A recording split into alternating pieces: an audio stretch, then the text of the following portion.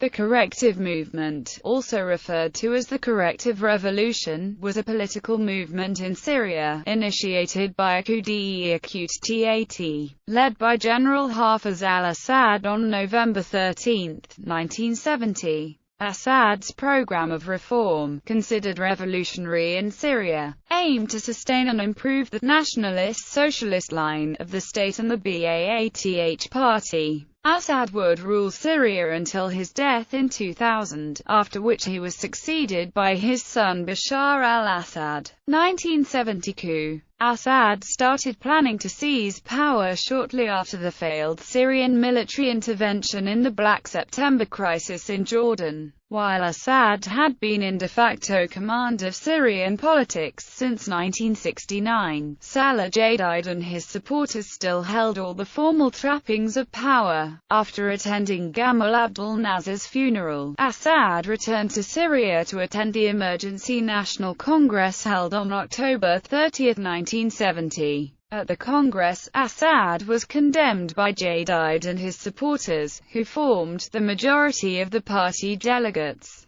However, before attending the Congress, Assad had ordered troops loyal to him to surround the building in which the Congress was held. Criticism of Assad's political position continued, but with Assad's troops surrounding the building, the majority of delegates knew that they had lost the battle. Assad and Mustafa Talas were stripped of their government posts during the Congress, although this move had little practical influence. When the National Congress broke up on 12 November 1970, Assad ordered loyalists to arrest the leading members of Jadid's government. While many leading middlemen were offered posts in Syria's embassies abroad, Jadid refused, telling Assad, "If I ever take power you will be dragged through the streets until you die." In response, Assad imprisoned Jadid, who spent the rest of his life at Mezeh prison. There were no fatalities, and the country remained calm following the coup.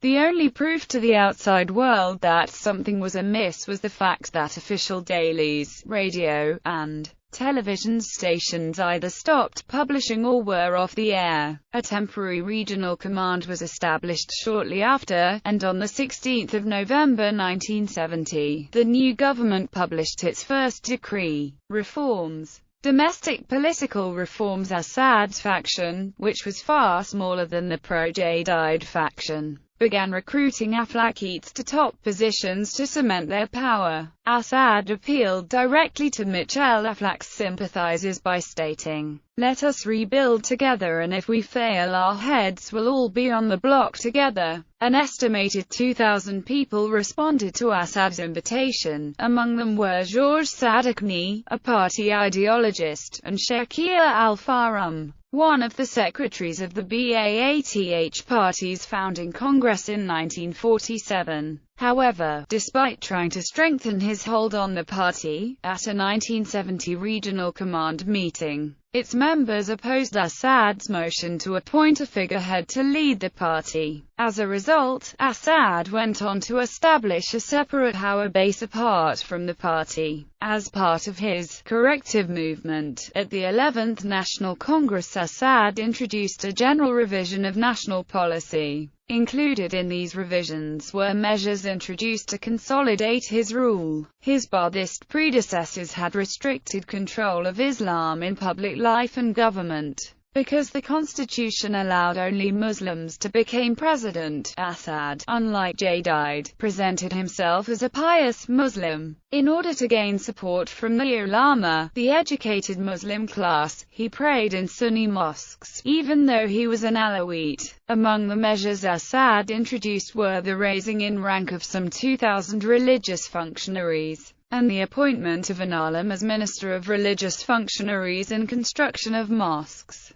He appointed a little-known Sunni teacher, Ahmad al-Khatib, as head of state in order to satisfy the Sunni majority. Assad also appointed Sunnis to senior positions in the government, the military, and the party. All of his prime ministers, defense ministers, and foreign ministers, a majority of his cabinet, were Sunnis. In the early 1970s, Assad was verified as an authentic Muslim by the Sunni Mufti of Damascus and made the Hajj, the pilgrimage to Mecca. In his speeches, he often used terms such as jihad and shahada when referring to fighting Israel. The coup turned Syria's social and political structures upside down. The Alawites, Assad sect, although no more than 12% of the population, came to occupy coveted positions in every sector of life in Syria. Economic reforms. Assad reverted his predecessor's policy of radical economic socialism, and strengthened the private sector's role in the economy. In many ways, the corrective movement resulted in a tacit alliance between the political elite and the Damascene bourgeois. Foreign policy. The reforms also sought to normalize Syria's relations with the other Arab states since it had been isolated diplomatically during Jadid's short-lived rule. Assad tried to establish working relations with Egypt and Saudi Arabia in order to establish the so-called Cairo-Damascus-Riyadh axis, to strengthen security cooperation against Israel. The cooperation agreement was effective, and when Egypt and Syria failed to win the October War, Saudi Arabia and other Arab oil producers ceased selling oil to the West. Legacy. Among Syrians, the corrective movement is a national holiday known as the November 16 Day. When the communist governments in the Eastern Bloc collapsed, an ideological crisis within the government was generated. However, Assad and his supporters hit back, stating that because of the corrective movement under the leadership of the warrior Hafez al-Assad,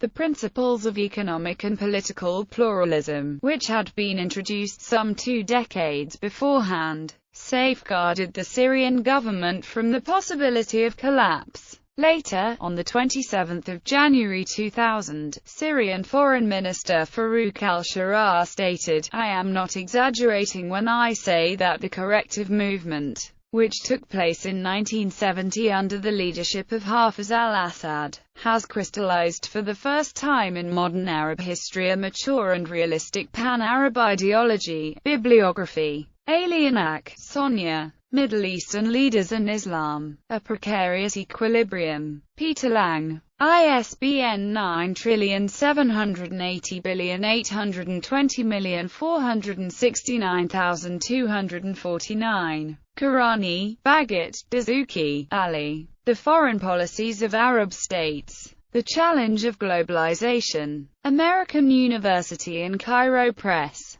ISBN 9784163,605. Friedman, Robert. The Middle East After Iraq's Invasion of Kuwait. University Press of Florida. ISBN 0813012147. Friedman, Robert.